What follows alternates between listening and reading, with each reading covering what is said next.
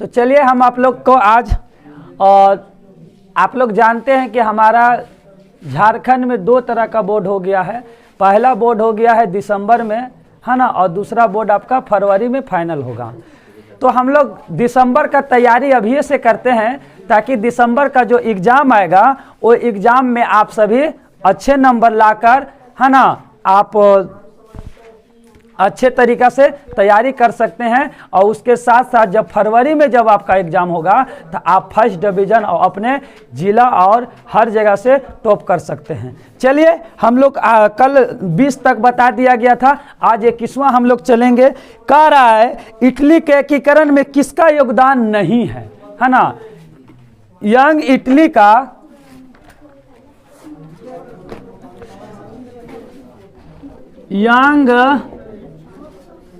Italy का एकीकरण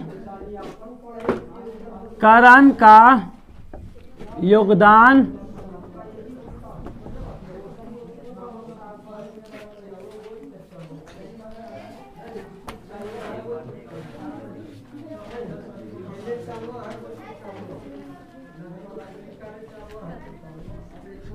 किसका नहीं है। देखिए आप सभी इधर ध्यान देंगे, क्वेश्चन है आपका यंग इटली का एकीकरण का योगदान किसका नहीं है ना। आपका ऑप्शन 4 रहेगा, उस ऑप्शन को 4 को दे देते हैं हम। ऑप्शन को 4 में किसी एक का आंसर देना है। Option number 1 Victor Emmanuel, option number 2 Mazzini, option number 3 Rousseau और ऑप्शन नंबर 4 गौरीबोडी। तो याद रखिएगा कि रूसो का इसमें यंग इटली का एकीकरण का योगदान का, है ना, रूसो का कोई योगदान इसमें नहीं था। यंग इटली का एकीकरण जब हो रहा था, यंग इटली बन रहा था, इसमें रूसो का कोई भी योगदान नहीं था। रूसो ने इसमें सहयोग नहीं किए थे। तो हम आंसर लिखेंगे रूसो।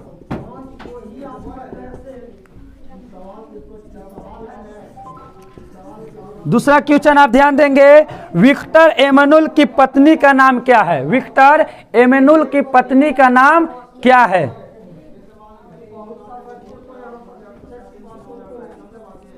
विक्टर एमेनुएल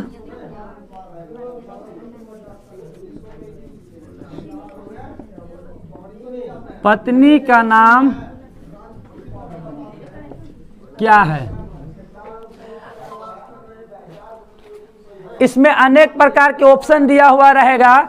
आप जब एग्जाम दीजिएगा, इसी को हम लोग कहते हैं बहुकैली प्रश्न। बहुकैली प्रश्न में ही इस तरीका से आपका क्वेश्चन दिया हुआ रहेगा, उसके साथ साथ 4 आपका ऑप्शन दिया हुआ रहेगा। क्वेश्चन आपका है विक्टर एमेनुएल की पत्नी का नाम क्या है।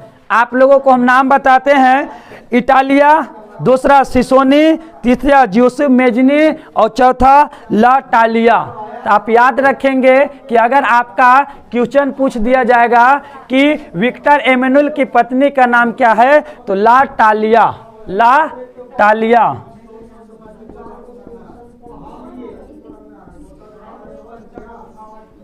विक्टर एमेनुएल की पत्नी का नाम ला टालिया है। याद रखेंगे, अगर आपका एग्जाम में अगर ये क्वेश्चन आएगा तो 4 ऑप्शन में ला टालिया जिस ऑप्शन में आएगा ABCD, है ना, उस ऑप्शन को आप क्लिक करके अपने OMR शीट में भर सकते हैं।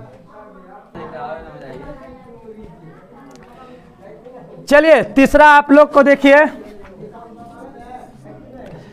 तीसरा आप सभी का है कि God save our noble king किसका राष्ट्रीय गान है। God save our, God save our noble king किसका राष्ट्रीय गान है।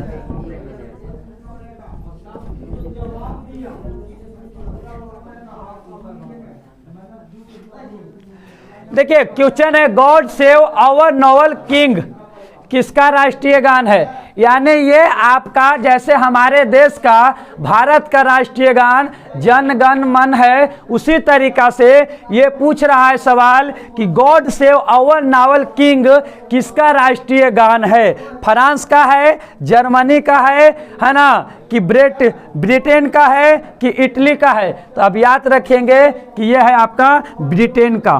किसका?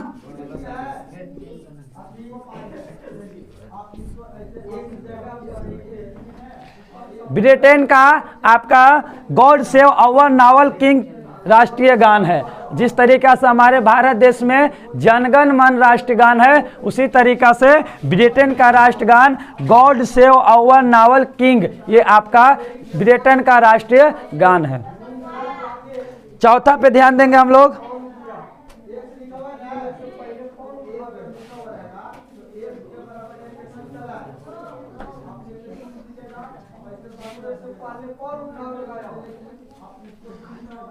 ये सभी आप लोग उतार लीजिए।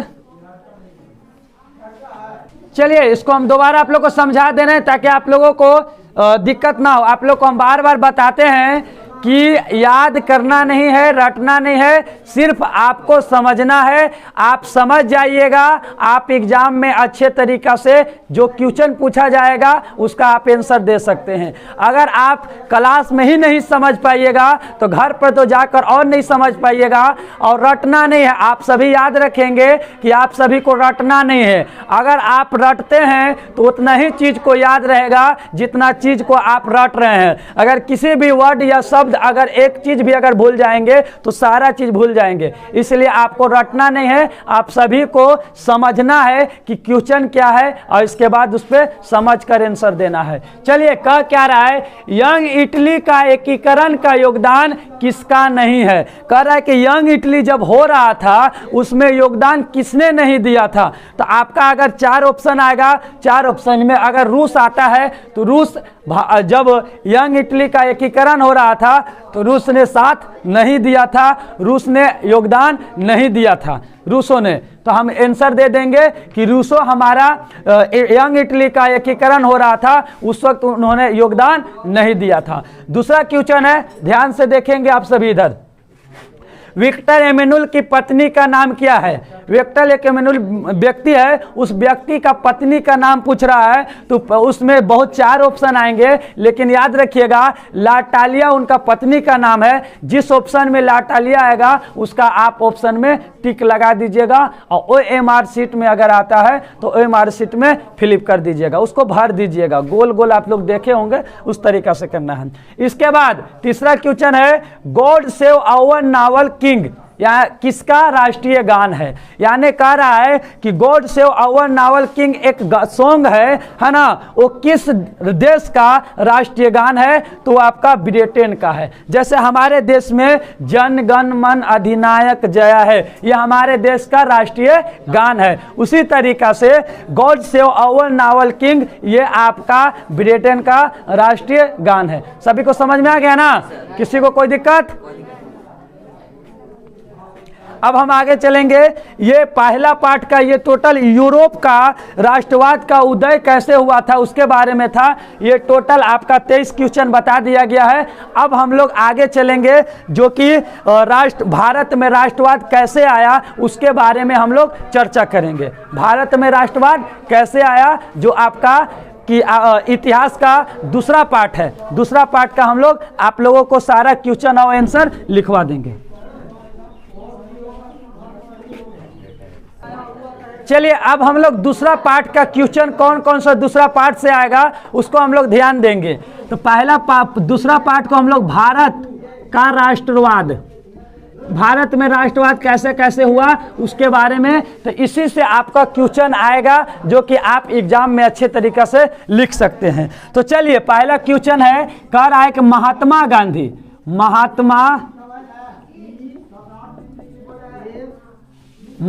गांधी दक्षिण अफ्रीका से कब भारत लौटे।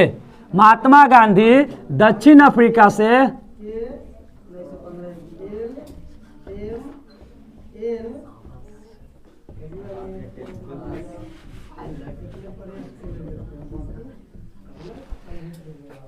देखिए क्वेश्चन है, महात्मा गांधी दक्षिण अफ्रीका से भारत कब लौटे। आप लोग को मालूम होना होगा कि हमारे देश का राष्ट्रपिता कहलाने वाले महात्मा गांधी दक्षिण अफ्रीका में अपना वकील का पढ़ाई करने गए थे। जब वकील का पढ़ाई करने गए थे तो वो दक्षिण अफ्रीका से अपना पूरे कोर्स, अपना पूरे पढ़ाई करके कब वापस लौटे थे। तो उसमें ऑप्शन बहुत सा आपको आएगा, 1924 ईस्वी, 1919 ईस्वी, 1918 ईस्वी, 1915 ईस्वी। तो आप सभी याद रखेंगे कि 1915 ईस्वी को दक्षिण अफ्रीका से महात्मा गांधी ने वापस भारत आए थे।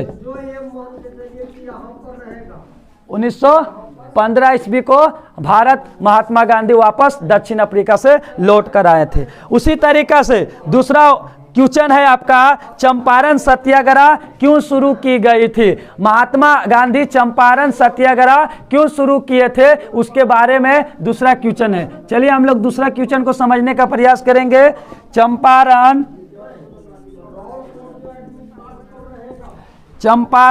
सत्याग्रह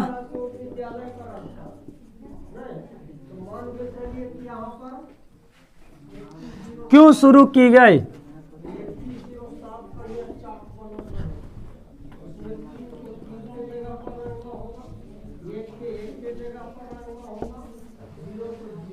ऑप्शन है ब्रिटिश कानून के विरोध में, बागान व्यवस्था के विरोध में, और उच्च राजस्व के विरोध में, और मिल मजदूरों को शोषण के विरोध में।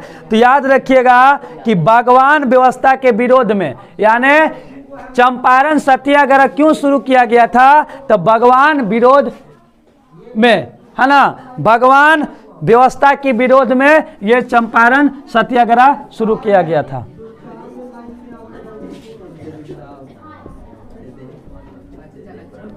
बागवान व्यवस्था के विरोध में।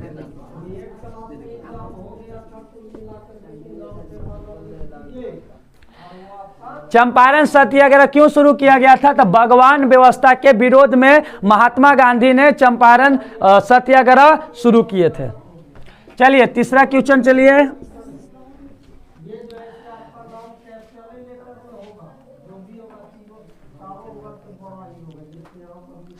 खेड़ा आंदोलन कब हुआ। खेड़ा आंदोलन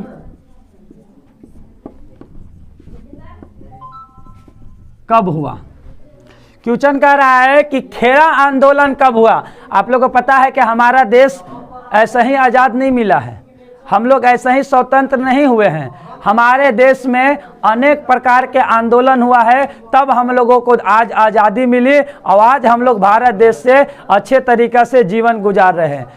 अंग्रेज लोग अनेक प्रकार के मुसीबतों से हमारे देशवासियों को गुलामी बना के रखे थे, लेकिन बहुत सा आंदोलन होने के बाद हमारा देश आज़ाद हुआ। तो एक आंदोलन और है जो खेड़ा आंदोलन कब हुआ, तो खेड़ा आंदोलन आपको 1918 ईस्वी में हुआ था। कब हुआ है, 1918 ईस्वी में खेड़ा आंदोलन हुआ था। अगर आपका क्वेश्चन अगर एग्जाम में पूछ दिया जाए कि खेड़ा आंदोलन कब हुआ था, तो आपका आंसर देना है 1918 ईस्वी में, कि 1918 ईस्वी में खेड़ा आंदोलन हुआ था। चलिए इसके बाद चौथा क्वेश्चन हम लोग समझने का प्रयास करेंगे। 1919 में किस एक्ट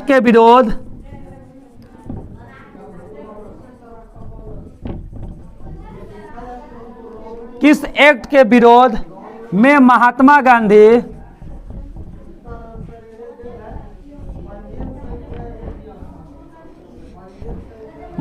गांधी ने राष्ट्रव्यापी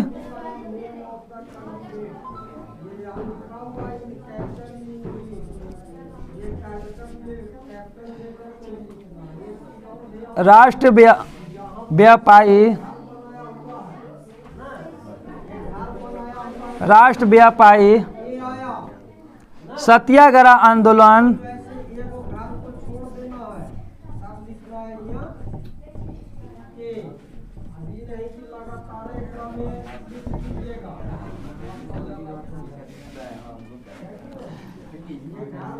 देखिए कह रहा है कि 1919 में किस्त एक्ट के विरोध में महात्मा गांधी ने राष्ट्रव्यापी सत्याग्रह आंदोलन चलाया था। तो आप लोग को मालूम है कि हमारे देश में एक रोलेक्ट एक्ट आया गया था कानून, जिसके विरोध में महात्मा गांधी ने 1919 में सत्याग्रह आंदोलन चलाया था, रोलेक्ट एक्ट के विरोध में।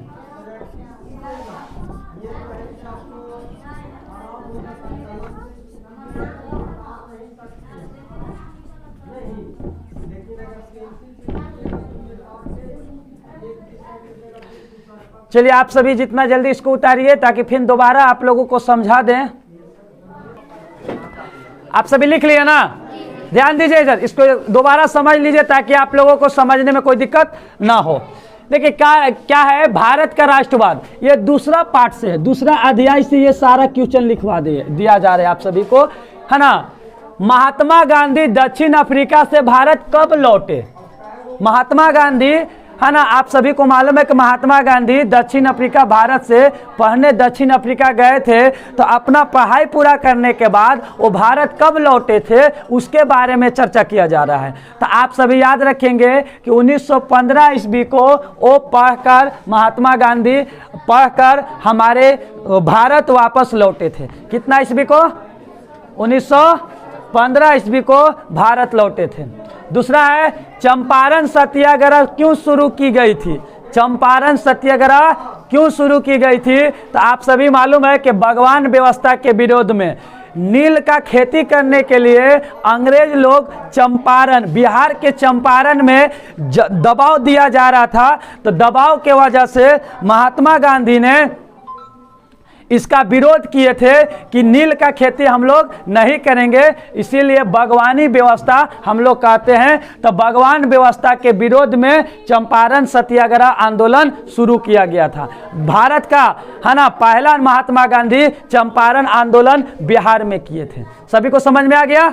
आगे ध्यान दीजिए, खेड़ा आंदोलन कब हुआ? तो खेड़ा आंदोलन 1918 ईस्वी में हुआ। खेड़ा आंदोलन कब हुआ? 1918 ईस्वी में खेड़ा आंदोलन हुआ था। तीसरा है, चौथा है 1919 में किस एक्ट के विरोध में महात्मा गांधी ने राष्ट्रव्यापी सत्याग्रह आंदोलन शुरू किए थे? यानी कह रहा है कि महात्मा गांधी, है ना, 1919 में कौन सा, किसके वजह से, कौन सा एक्ट के वजह से वो राष्ट्रव्यापी सत्याग्रह आंदोलन शुरू किए थे? तो रोलेक्ट एक्ट के विरोध में महात्मा गांधी ने 1919 ईस्वी में उनका आंदोलन शुरू किए थे। कौन, कितना में? 1919 ईस्वी में रोलेक्ट एक्ट विरोध, एक कानून अंग्रेज लोग लाया था जिसके विरोध में महात्मा गांधी ने आंदोलन शुरू किए थे। तो बस आज के लिए बस इतना ही।